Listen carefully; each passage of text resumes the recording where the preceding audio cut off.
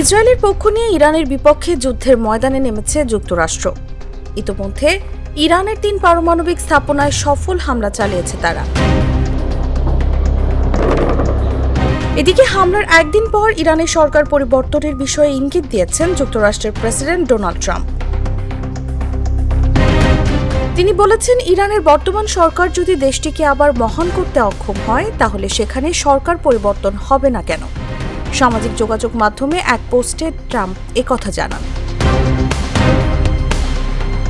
যদিও এর আগে সকালেই তার প্রতিরক্ষা মন্ত্রী পিটে হেগসেথ বলেছিলেন, যুক্তরাষ্ট্রের অভিযানটি সরকার পরিবর্তনের বিষয় ছিল না। আমরা ইরানের পারমাণবিক কর্মসূচির শেষ দেখতে চেয়েছি। ইরানের সরকার পরিবর্তনের বিষয়টি ট্রাম্পের রিপাবলিকান দলের মধ্যেই একটি বিতর্কের বিষয়।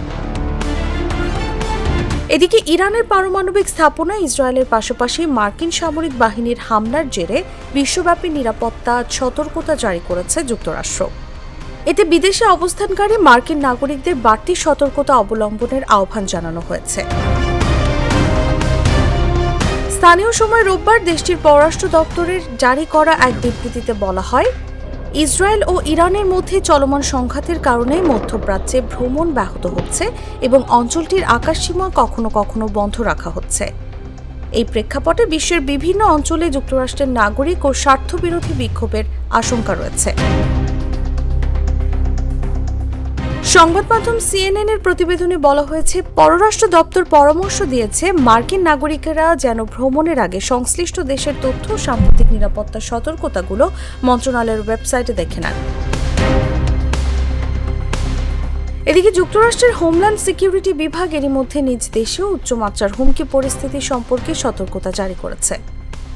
তারা জানিয়েছে, ইরানে মার্কিন হামলার পর থেকে নিম্নমাত্রার সাইবার হামলা ও একক হামলাকারীর আক্রমণের আশঙ্কা বৃদ্ধি পেয়েছে। বর্তমান বৈশ্বিক প্রেক্ষাপটে নিজ নাগরিকদের সতর্ক থাকা এবং নিয়মিত তথ্য হালনাগাদ রাখা জরুরি বলে মনে করে যুক্তরাষ্ট্র।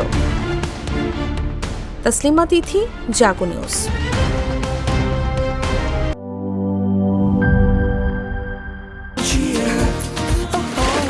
চিল হবে রিফ্রেশিং মুডে।